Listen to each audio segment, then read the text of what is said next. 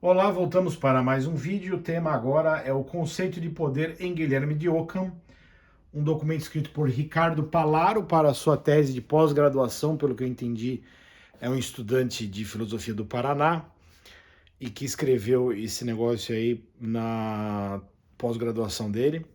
Eu li o documento, eu tenho até os dados aqui em algum lugar. Revista Espaço Acadêmico, número 130, março de 2012, para quem quiser procurar. E tem várias coisas interessantes aqui. Algumas coisas, inclusive, de filosofia política que eu não vou tratar porque não é o nosso objetivo aqui no canal. E eu sempre tenho que ficar fazendo esse tipo de escolha, né, para a gente não gastar muito tempo e não sair muito da pista, né? Mas eu posso dar algumas dicas para vocês. Por exemplo, ele reconhece que a autoridade mais legítima, em termos políticos, né, é a autoridade sempre proporcional à capacidade de fazer o maior bem às liberdades dos indivíduos. E o próprio Guilherme de Ockham ou o Ricardo Palaro não dizem isso, mas é óbvio que somente Deus pode ter, portanto, a verdadeira autoridade política, né? É por isso que Deus é chamado de Rei dos Reis, né? E o verdadeiro governante para um cristão é Deus, né? Esses aí que nos governam, esses homens que nos governam, estão debaixo da autoridade divina, fazendo algum trabalho que às vezes a gente não entende nem porquê, mas não convém a gente fazer essa confusão entre o poder legítimo, a autoridade legítima que é apenas de Deus, que é o único que pode fazer um governo justo considerando todas as coisas, né? Versus os homens que são usurpadores, na verdade, da autoridade divina, né? Mas, sem falar desta questão de filosofia política, eu quero trazer aqui o seguinte. Nessa discussão da filosofia do Guilherme de Ockham, feito pelo Ricardo Palaro, né, e na discussão do conceito de poder, ele mostra como que a autoridade do papado e a extensão do poder do papado sobre o governo dos fiéis era limitada, né?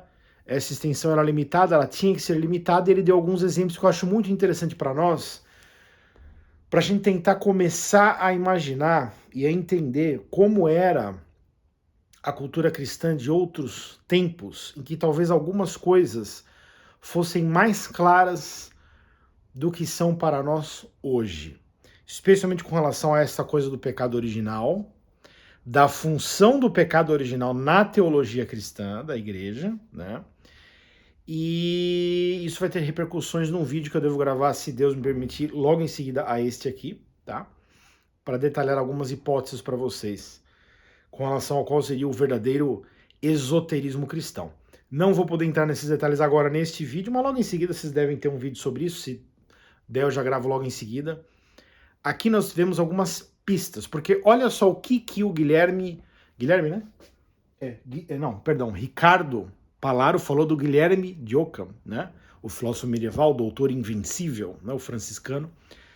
Olha só o que eles falam aqui com relação à limitação do poder do Papa, né?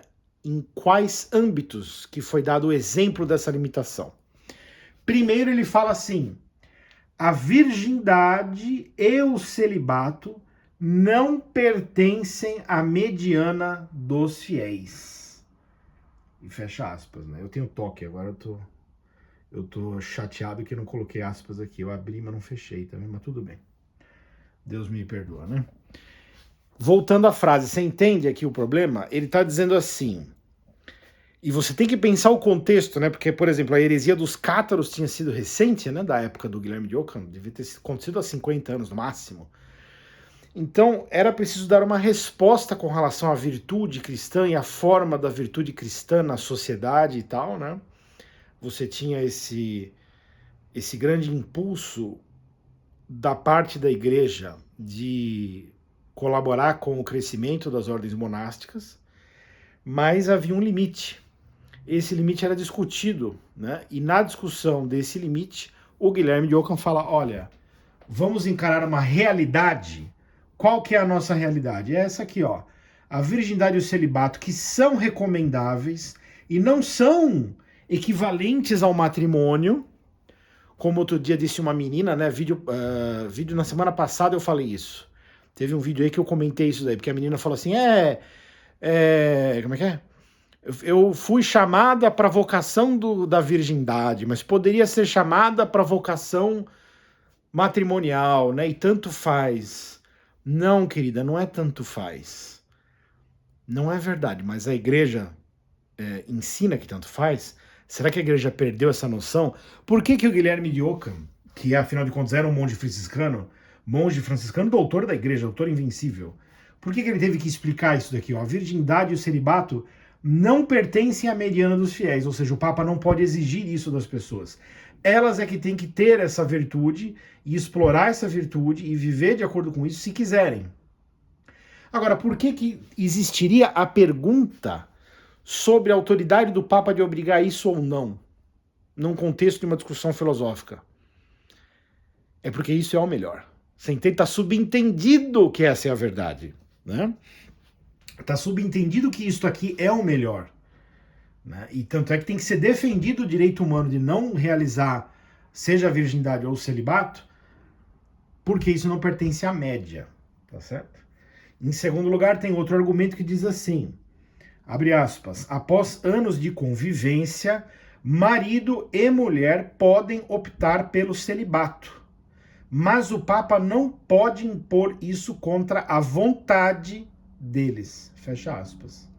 Aqui eu lembrei de fechar aspas, graças a Deus. Então você tá entendendo? As pessoas, mesmo depois de casadas, e isso, aliás, é muito mais comum do que se imagina, né? Hoje em dia o cara casa com a mulher casa com o cara, eles vivem lá a ilusão deles, né, durante alguns anos, depois eles param de, né, de namorar, como namoravam antes, pelo menos. Às vezes diminui o ritmo, ou às vezes para de uma vez. E tem gente que acha que tem problema nisso. Que o casamento acabou, que o casamento esfriou, né? Porque o casamento só tinha, então, aquela finalidade, então não tinha nada a ver com amizade, né? Era uma união com um propósito específico, né? Uma sociedade com um propósito específico. Era praticamente um CNPJ, né? Você constituiu o CNPJ e agora você vai desconstituir, porque o cara quer comer uma menina mais nova, a mulher também quer dar pro cara mais gostosão, mais novinho, sei lá qual que é a putaria que eles querem fazer, mas eles não aceitam a transformação da relação, que é uma coisa tão natural que também é previsto aqui, ó. Ele fala, após anos de convivência, marido e mulher podem optar pelo celibato, ok? Então, existem dois dons, a virgindade e o celibato. A virgindade, para quem nunca vai se relacionar, enfim, né? Vai manter a sua pureza inicial, não vai perder.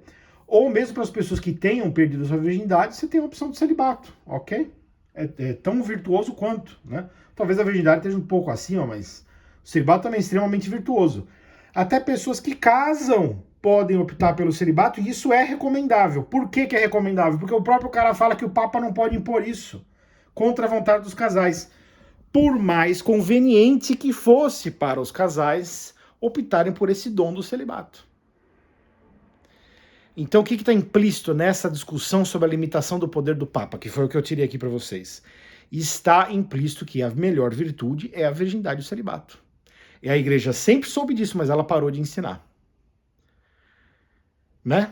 Parou de ensinar e agora até mesmo, veja, na semana passada eu ouvi isso da parte de uma moça que fez um voto de virgindade, de manter a virgindade dela até morrer. Ela falou, Deus poderia ter me dado o dom do matrimônio.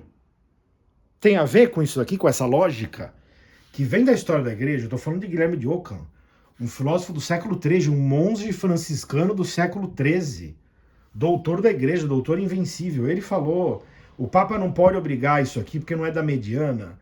Mesmo depois de casado, marido e mulher podem optar pelo celibato, mas tem que ser com a vontade deles. O Papa não pode impor contra a vontade deles. Então, se existe a discussão, é porque existiria a conveniência de se elogiar esses dons acima do matrimônio, tá certo?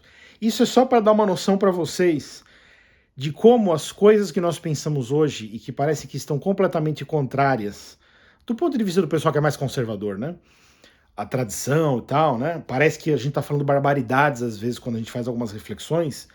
Não. A tradição, ela tá meio esculhambada, né? De certo modo, né? Ela tá sendo usada com propósitos diferentes do que as pessoas imaginam. Não é para aproximar de Deus. Na verdade, é para aproximar do diabo. Eu já fiz vídeo sobre isso, inclusive, mas não vou me estender muito mais. Quem quiser saber, vai atrás ou coloca perguntas aí no canal. Muito obrigado a todos. Se der, eu já gravo ainda hoje, logo mais, um vídeo para explicar mais profundamente essa ideia toda que eu tô tendo aqui do que é o verdadeiro esoterismo cristão, né? E já vou dar o spoiler para vocês. Me parece que o verdadeiro esoterismo cristão é a doutrina do pecado original. Tá bom?